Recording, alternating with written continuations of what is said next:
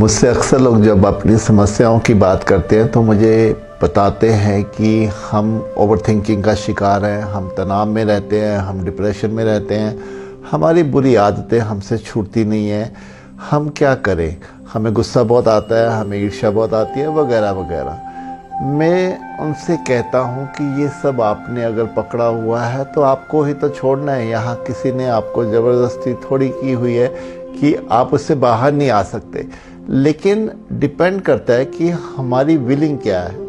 तो आज की कहानी इसी पे आधारित है। शायद हमें इससे कुछ अच्छा सीखने को मिले, हमें समझ में आए कि हमें जीवन में क्या करना है। कहानी एक संत की जो अपने शिष्य के साथ सड़क पे जा रहा होता है तो देखता है कि एक खेत में एक आदमी अपनी गाय को रस्सी बांध कर ले जा रहा होता है और रस्सी बहुत छोटी होती है और गाय उसके साथ साथ चलती है। लेकिन एक जगह पे आकर गाय रुक जाती है तो वो व्यक्ति उसको गाय को खींचता है, लेकिन गाय वहाँ से हिलती नहीं है। तो संत अपने शिष्य से पूछते हैं कि उस दृश्य को देखकर बताओ कि यहाँ कौन किसके साथ बंधा हुआ है। तो शिष्य कहता है कि बिल्कुल ये क्लियर दिख रहा है कि गाय रस्सी के साथ बंधी है, रस्सी आदमी के हाथ में है, तो गाय आदमी के साथ बंधी हुई है।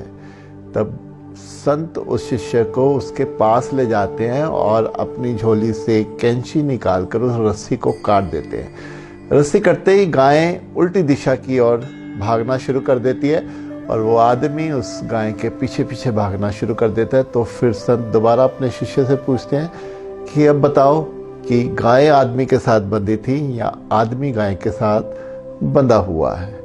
तो यहाँ कहानी हमें भी यही संकेत देती है कि अगर हमें जीवन में लगता है कि हम खुश नहीं हैं, हमें शांति नहीं है, हमें कुछ ना कुछ तंग कर रहा है, तो हमें यहाँ देखना होगा कि कुछ तो ज़रूर है जो हमें भीतर ही भीतर खाए चला जाता है, हमें तंग करता है, हमें खुश रहने नहीं देता। अगर ये हमारी ही आदतें हैं, हमारा ही तनाव है, हमारा ही डिप्रेशन है, हमारी ही सोच है, हमारा नज़रिया, हमारा ही दृष्टिकोण है, तो हमें तो उसको बदलना होगा। यहाँ कोई दूसरा आकर हमारे लिए कुछ नहीं कर सकता, वो सिर्फ बता सकता है, लेकिन अपने पर काम तो हमें ही करना होगा, क्योंकि हमने तो उनको पकड़ा हुआ है।